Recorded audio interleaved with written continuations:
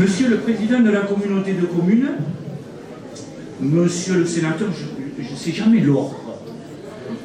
Mesdames et Messieurs les élus, chers collègues, Mesdames et Messieurs, chers amis, je suis ravi de vous retrouver ce soir pour cette traditionnelle cérémonie de vœux. 2019 vient de se refermer, avec 2020, c'est une nouvelle décennie qui débute. Vous êtes venus ce soir nombreux et je vous en remercie pour votre fidélité, votre soutien, votre confiance et aussi la reconnaissance que vous témoignez à l'égard de la municipalité. Ce soir, je vais être bref, car je veux que cette soirée, moment privilégié, soit placée sous le signe de la convivialité, du partage, de la solidarité, et parce qu'aussi nous sommes, depuis le 1er septembre dernier, en période préélectorale.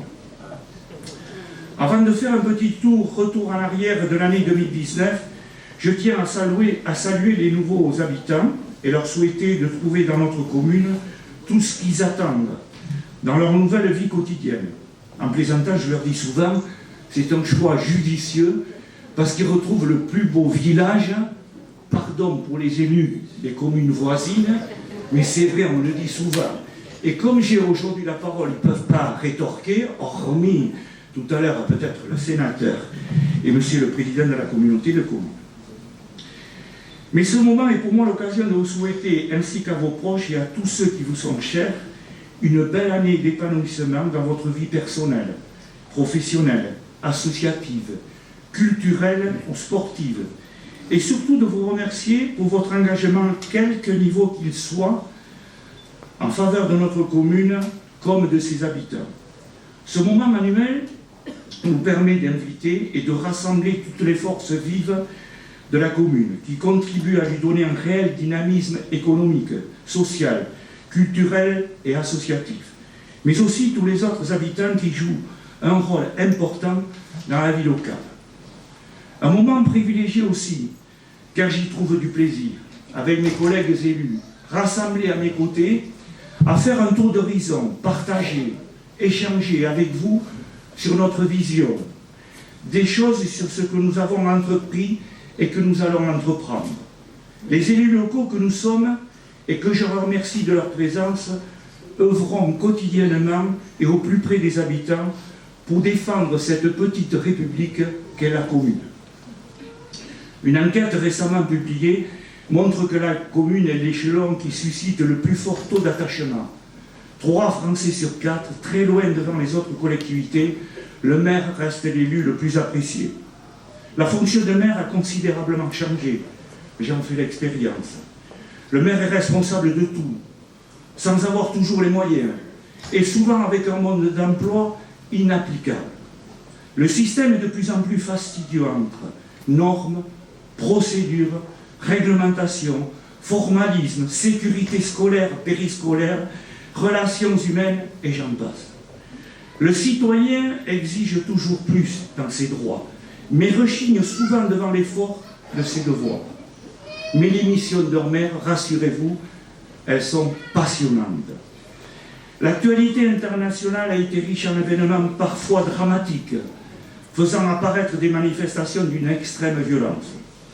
La plupart des peuples dans le monde procèdent avec la même logique, celle d'un système sociétal dans lequel le plus grand nombre ne se retrouve plus. En France également, l'actualité a été intense en 2019. Le mouvement des Gilets jaunes entraînant des dégâts considérables, des blessés, voire des morts. L'embrasement de Notre-Dame à Paris, image consternante. La terrible tuerie à la préfecture de Paris, la préfecture de police à Paris. Les séismes et fortes intempéries dans la vallée du Rhône et du Sud-Est, notre région a notre dose de précipitation également. Actuellement, les mouvements de grève dans les transports, au sujet de la réforme des transports. Et pas si loin de chez nous, des retraites, pardon. Il y en a qui suivent, c'est vrai. Pas si loin de chez nous, le mouvement de grève des SICOM. Je suis solidaire des élus et je le dis publiquement ici, je voudrais m'associer au président du SICOM et également à toute son équipe. Aujourd'hui, c'est pas facile, c'est un sujet sensible. En espérant que la semaine prochaine, y ait une issue favorable à ce ramassage. Vous m'en avez fait part à plusieurs reprises. J'ai rencontré également quelques agents du SICOM qui m'ont fait part leur mécontentement également, parce que tous ne sont pas d'accord. Mais enfin, je fais confiance au président et à toute son équipe pour que cette solution soit apportée rapidement. Le mécontentement des maires face aux difficultés rencontrées dans l'exercice de leurs nombreuses missions. La récente loi engagement et proximité répond en partie à leurs préoccupations. Mais revenons, si vous le voulez bien, à l'actualité de notre commune. Qu'est-ce qui s'est passé en 2019? Si tout a été relaté dans le dernier bulletin municipal, distribué avant Noël, citons les principaux. Des travaux de sécurisation à notre église, avant d'entreprendre une rénovation complète. Mise en place d'une vidéoprotection aux abords de la salle polyvalente. Participation aux travaux de restructuration du bureau de poste et un aménagement du parking. Quelques travaux de sécurisation à notre groupe scolaire. L'acquisition d'une ferme à Pirel qui sera, après rénovation, mise à disposition de la CCA, la Société de chasse. Voilà, il y en a qui c'est le président de la classe. Au moins je fais un satisfait. Mais le plus gros investissement qui a vu le jour en 2019, c'est bien entendu le giratoire sur la route de Souston, sur le CD 652, qui va desservir notre zone artisanale. Avec bien entendu la participation importante de la communauté de communes Malte. Tous ces investissements importants que nous avons réalisés ne pourraient voir le jour sans les aides des différents organismes. Le SIDEC, syndicat d'électrification départementale, qui participe à l'enfouissement de notre réseau. Et là, je voudrais faire une petite précision. C'est vrai qu'il y a eu quelques soucis, on a eu de la tempête, et nous n'avons pas été trop perturbés, et pour la bonne et simple raison que la plupart de nos réseaux sont enfouis, hormis certaines dessertes à l'extérieur qui ne sont pas encore mises sous terrain.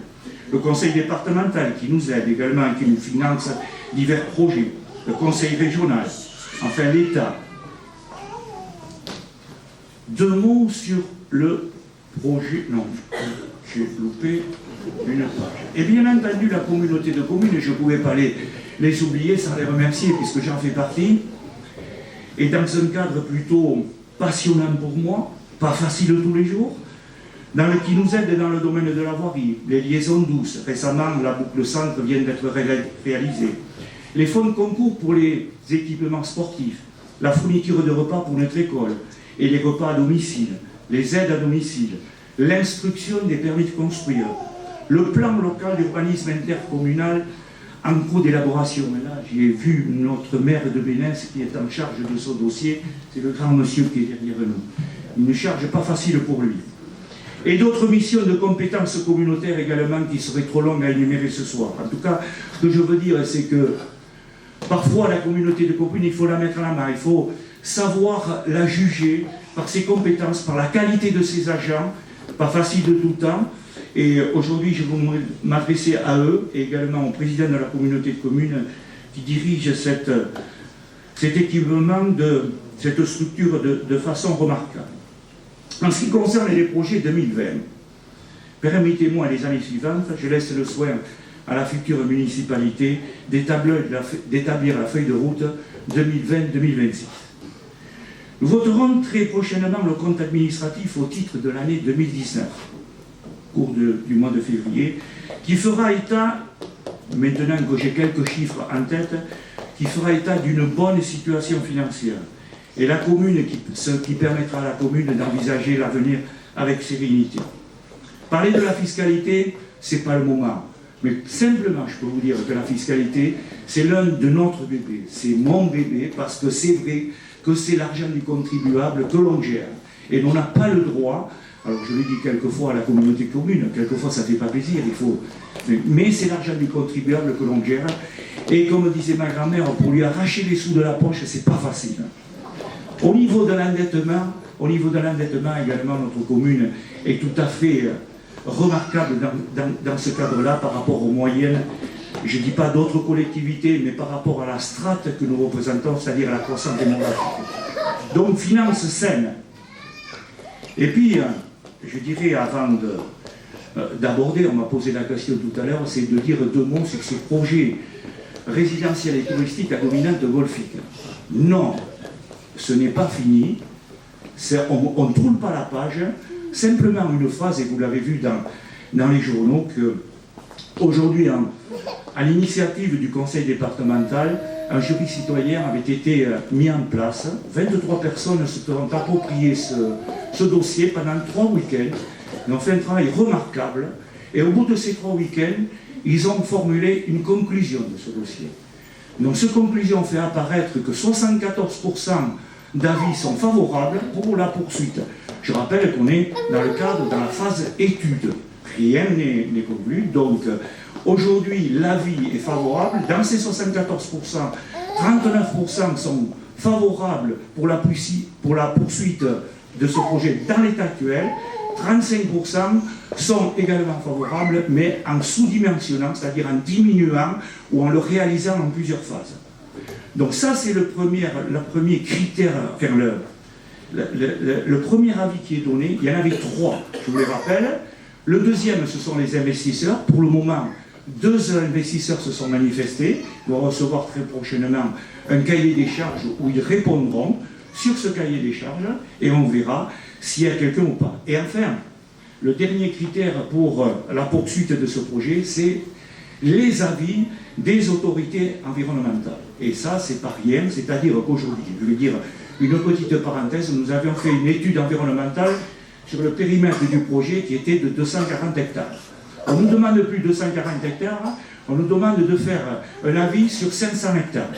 Donc, vous voyez que c'est compliqué, mais l'étude va être menée à terme, et donc, je l'espère, il n'y aura pas de problème.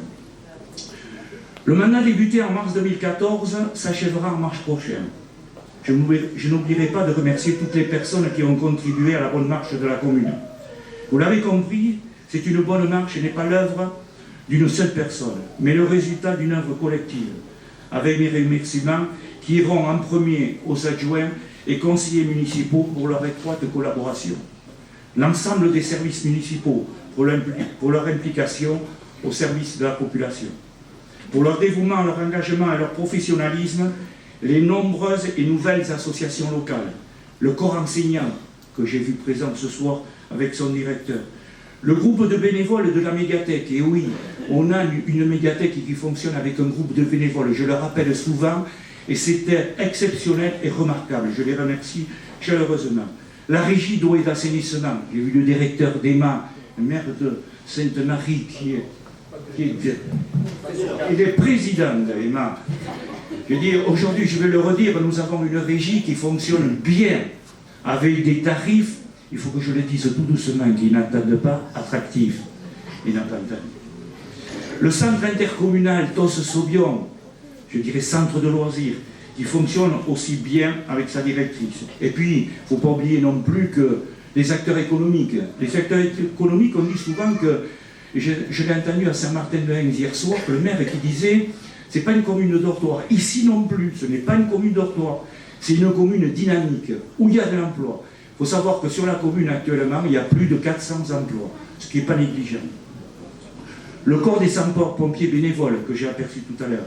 Et puis, la toute nouvelle association qui a redémarré le foyer des anciens, TOS Amitié Loisirs, et qui est reparti de plus belle.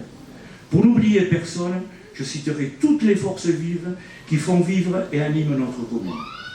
Je ne terminerai pas mon propos sans avoir une pensée particulière pour les plus démunis, celles et ceux qui souffrent, les amis qui nous ont quittés. Mais avant de conclure, alors ce n'est plus un scoop, puisque vous m'en avez parlé la plupart de tout, je briguerai un nouveau mandat avec une équipe en partie renouvelée en mars prochain. L'équipe municipale et le personnel communal se joignent à moi pour vous souhaiter une nouvelle fois, à toutes et à tous, une très bonne et heureuse année 2020. Et pour terminer, je vais vous livrer 2 citations qui caractérisent notre état d'esprit.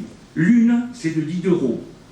L'homme le plus heureux est celui qui fait le bonheur d'un plus grand nombre d'autres. Et enfin, l'autre, elle est de Martin Luther King. Nous sommes condamnés à vivre ensemble comme des frères. Sinon, nous mourrons ensemble comme des idiots. Je vous remercie.